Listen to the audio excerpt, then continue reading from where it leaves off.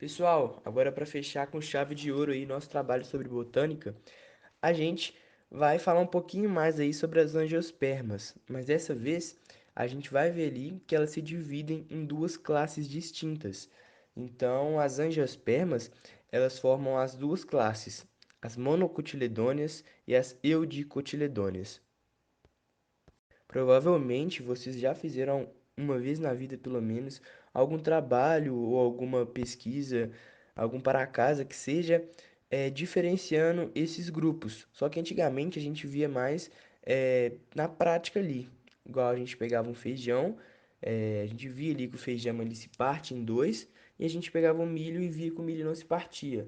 Então, esses dois aí são os principais representantes de cada classe, o feijão da Eudicotiledônea e o milho da Monocotiledônea. Então, hoje a gente vai entender um pouquinho ali brevemente sobre o que diferencia elas, a não ser ali, né, essa presença de um cotilédone ou dois. Então, vamos lá, pessoal. Eu dividi o quadro no meio aí para ficar mais fácil a comparação. Então, vamos lá começar pelas monocotiledôneas. Elas são assim denominadas em virtude da sua semente apresentar ali apenas um cotilédone, uma folha embrionária. Então, a gente tem como exemplo ali a cana-de-açúcar, o agave, o bambu e o milho, que eu falei que é o principal representante aí. E as eudicotiledôneas, elas levam esse nome porque tem duas folhas embrionárias dentro da semente. Então, igual eu falei, ela se parte em dois ali, dois cotilédones, né? Então, entre elas ali tá a soja, a mangueira, o pé de café e o feijão, que eu falei que é o que a gente destaca mais. Então, já que a gente já sabe aí a diferença das sementes, a gente vai ver agora o que diferencia quanto à estrutura da planta. Então, primeiramente, a gente pode citar aí que as monocotiledôneas, as folhas delas apresentam ali algumas nervuras paralelas. Então, se a gente chegar ali, pessoal, por exemplo, no milharal, vai ver que a folha dele ali é paralela, entendeu? Então, eu fiz um desenho aí com as linhas retas. Já as eudicotiledôneas, elas se caracterizam ali por apresentarem folhas que têm nervuras reticulares, entendeu? Então, as linhas das folhas dela formam ali meio que uma cadeia. E outra diferença, pessoal, a gente percebe ali nas raízes das plantas. Uma, que é a monocotiledônea, ela vai apresentar uma raiz ali fasciculada. Mas o que é fasciculada? Ela é muito ramificada, pessoal, entendeu? Então, ela se destaca até mesmo por ter o apelido ali de cabeleira, e é como se fosse ali vários raminhos, entendeu? Quase todos ali na mesma espessura, no mesmo comprimento, né? Então, por isso esse apelido de cabeleira, pessoal. E já as eudicotiledôneas, elas possuem ali uma raiz pivotante ou axial, que o pessoal chama, cujo desce uma raiz ali, né, a principal, ela é mais espessa, então ela fica mais responsável ali por ser o cargo-chefe ali, né? E em volta dela outras ramificações, mas ela apresenta essa raiz maior aí no centro, né? E a última diferença que a gente pode destacar é na estrutura da flor. A flor das mono, ela é trímera, ou seja, ela apresentaria elementos florais em números múltiplos de 3, 3, 6 e assim por diante. Então ela vai apresentar o quê? 3 pétalas, 3 sépalas, entendeu? Já as eudicotiledôneas, a estrutura da flor dela ali, a gente pode destacar como tetrâmera ou pentâmera. Então, logo, os elementos florais ali sempre estão em números múltiplos de 4 ou 5.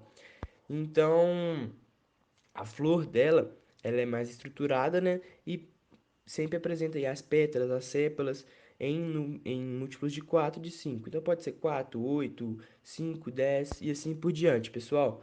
Então essas aí foram as principais diferenças aí para a gente já olhar para uma planta e já identificar ali se ela é eudicotiledônea e monocotiledônea.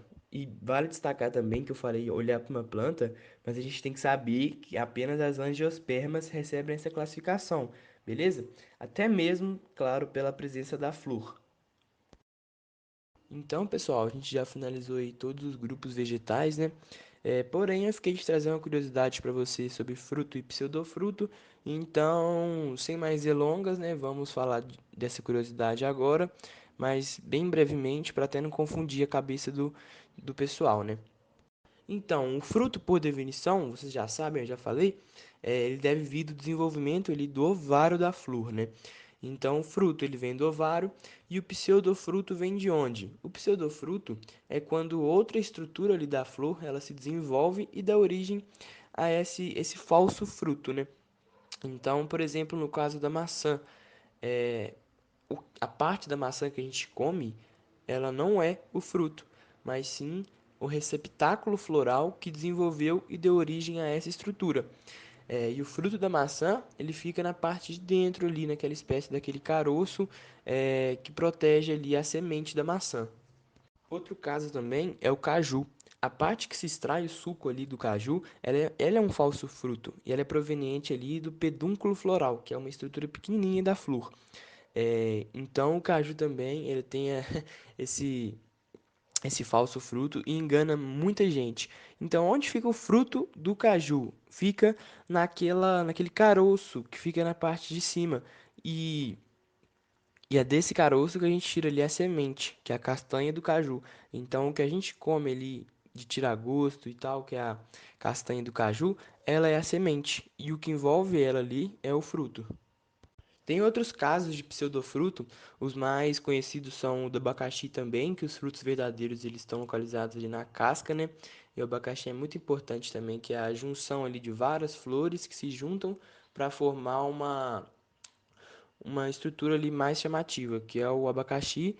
É, Temos também o caso da pera, da maçã que a gente falou, do caju e até do morango também, que o morango, os frutos dele verdadeiros são aqueles pontinhos pretos que ficam ali na superfície do pseudofruto, né? Então, pessoal, retomando aqui, o fruto ele vai vir do ovário e o pseudofruto vai vir de outra estrutura, muito comum vindo do receptáculo floral. E existem também, pessoal, diversas classificações ali que diferenciam os tipos de frutos, os tipos de pseudofrutos, mas eu não vou aprofundar muito nisso, até mesmo para não ficar muito pesado e muito cansativo, mais do que já deve estar, né, com esse tanto de informação.